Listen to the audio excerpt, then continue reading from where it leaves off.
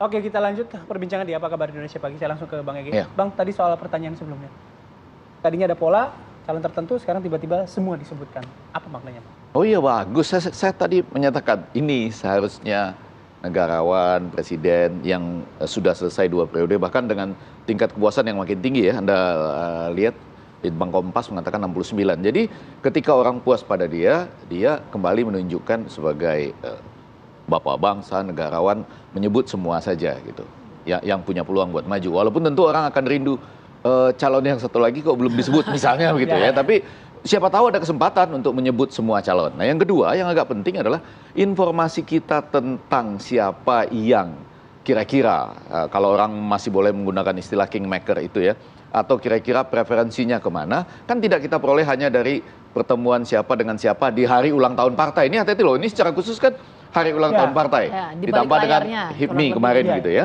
Kan tidak hanya dari situ. Kalau saya sering misalnya menanyakan, ada beberapa teman saya misalnya Prof. Paiman Raharjo itu dia ketua sedulur Jokowi, habis ketemu presiden, kan kita tanya sama dia, ngobrol apa gitu? Iya ngobrol Pak, siapa Pak kira-kira? Nah kita dapat lagi. Atau teman-teman di sini kan pasti punya juga banyak informasi background untuk siapa lagi sih gitu. Nah yang ketiga, memang pada ujungnya nanti orang menambah-nambah lagi dengan siapa bertemu dengan siapa, berapa lama, di mana.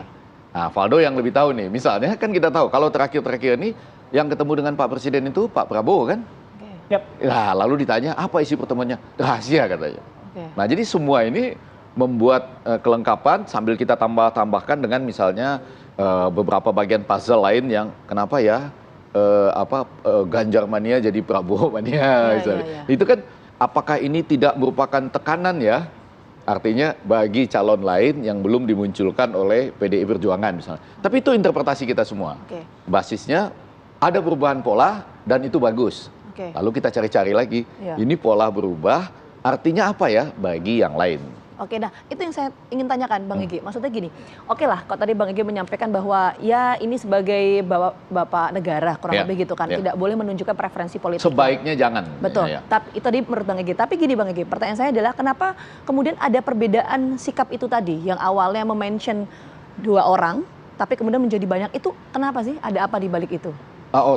Interpretasi bisa macam-macam. Iya, kalau menurut Bang Ege? Kalau menurut saya justru ini kesempatan setelah menyadari beberapa fakta yang muncul. Harapan rakyat jangan memberikan preferensi tertentu misalnya. Itu rakyat didengarkan ya kan melalui hasil survei. Ada hal lain di luar itu? Oh iya bisa, orang bisa membaca nama siapa yang muncul, nama siapa yang nggak terlalu muncul. Jadi misalnya kan kalau yang agak banyak muncul dulu kan Ganjar kan.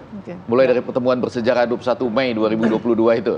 Yang apa tuh jangan tergesa-gesa walaupun calon yang kita dukung kemungkinan ada di sini. Kata kita tuh bermasalah. Nah karena dianggap sebagai bapak bangsa nggak boleh mengkitakan diri di situ gitu. Apalagi sebagai kader partai. Nah itu semua diperbaiki nih dengan hal-hal yang muncul sekarang. Tapi tentu orang punya semacam catatan. Oh yang ini sudah mulai jarang disebut. Yang ini mulai nyebut-nyebut baru. Bahkan ada Mahfud sekarang ya. Kan nggak terlalu sering kan disebut Mahfud gitu. Kalau Erick Thohir selalu disebut sekarang. Prabowo selalu, biasanya paling awal. Itu menjadi menarik. Ganjar kemarin nggak disebut karena mungkin nggak datang ya. Nggak datang ya. Tapi disebutkan juga ada yang lain-lain yang mungkin belum tersebut. AHY secara khusus disebut nih. Padahal ada pernyataan Masinton sebelumnya kan yang mengatakan mohon maaf kalau dengan koalisi perubahan kita tidak bisa misalnya. Nah kan orang membandingkan posisi Pak Jokowi sebagai kader. Jadi semua interpretasi itu bisa ada, tapi saya bersyukur bahwa ini menyebutkan semua nama. Walaupun kemudian kita tetap bisa melihat ini jarang disebut, ini mulai disebut gitu ya. Nah itu maksud saya gini Bang, ada dinamika itu apa? Adakah faktor lain di luar itu yang mempengaruhi? Yang agak menarik pernyataan Mas Hasto mungkin ya. Mas Hasto menyatakan ini merupakan political endorsement politik. Saya agak berbeda di sini dengan Mas Hasto. Menurut saya justru ketika mulai dibuka dalam jumlah yang banyak, dia menjadi tidak endorsement. Betul ya? Karena kan dibuka dalam jumlah yang banyak. Dia menjadi sesuatu yang di-endorse secara khusus gitu. Kalau dia menyebut hanya 1 atau 2 nama, bahkan secara khusus misalnya. Itu kalau rambutnya putih dan banyak kerutan, itu spesifik. Oke. Walaupun semua orang kemudian mengubah penampilan ya dengan gaya rambut dan kerutan gitu. Tapi kalau ini saya tidak melihatnya sebagai political endorsement. Walaupun sekali lagi Mas Hasto mengunci pernyataannya dengan sangat baik dengan mengatakan kalau untuk PDIP tetap kader sendiri.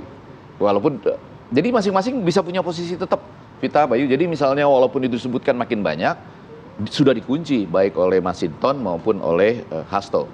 Political ini pernyataan ini bukan political endorsement. Gitu. Oke, kita ke Bang Faldo yang menanggapi apa yang disampaikan oleh Bang Egy tadi. Bang Faldo. Kita itu kan tahu ya, Mas Bay, Mbak Vita, dan Pak Effendi gitu, bahwa hari ini kita melihat dengan tingkat performa yang terus bertahan, progres terus terlihat, dan juga ada banyak masukan tentunya pada juga pujian yang disampaikan pada pemerintah, termasuk juga kritikan gitu. Jadi banyak orang yang dalam derajat tertentu tadi mungkin menunggu ini presiden kemana, terutama mungkin orang-orang yang mengikuti beliau dari awal, mendukung beliau sampai hari ini, dan juga banyak orang lain yang ingin menunggu gitu. Tapi dalam derajat tertentu, ya pemimpin yang diharapkan, yaitu sikapnya oleh elit dan publik itu terasa gitu. Karena ketika sebuah pemerintahan deliver, berhasil gitu, ya jadi pada pengen ikutan didorong gitu.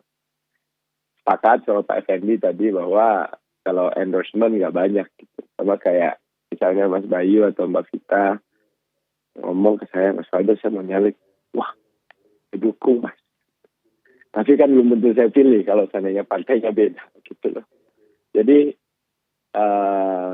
hari ini orang ingin diajak, didorong gitu.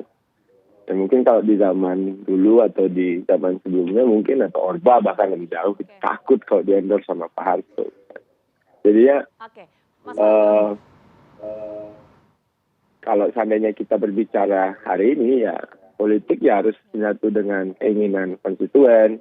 Mungkin di dalam banyak forum itu setiap orang yang telah berupaya namanya muncul di survei ada pendukungnya juga ya.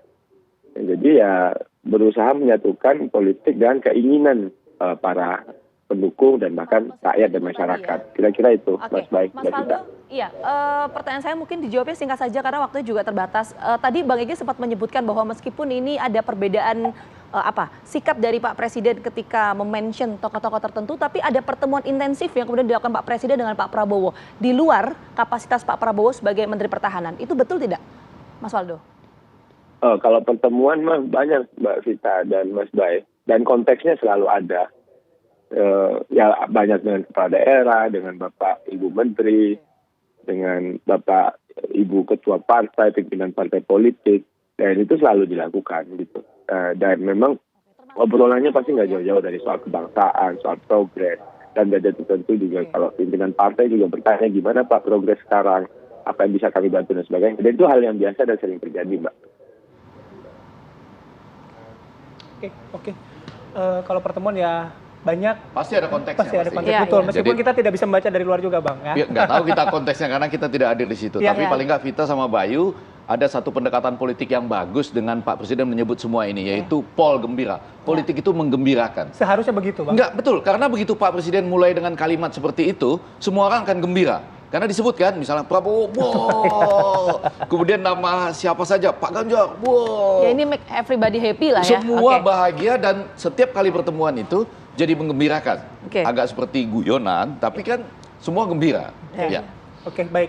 Bang Faldo, terima kasih waktunya. Bang Egy juga terima kasih waktunya. Ya. Nanti kita ngobrol lebih banyak lagi di lain kesempatan. Sekali lagi, selamat beraktivitas, salam sehat selalu.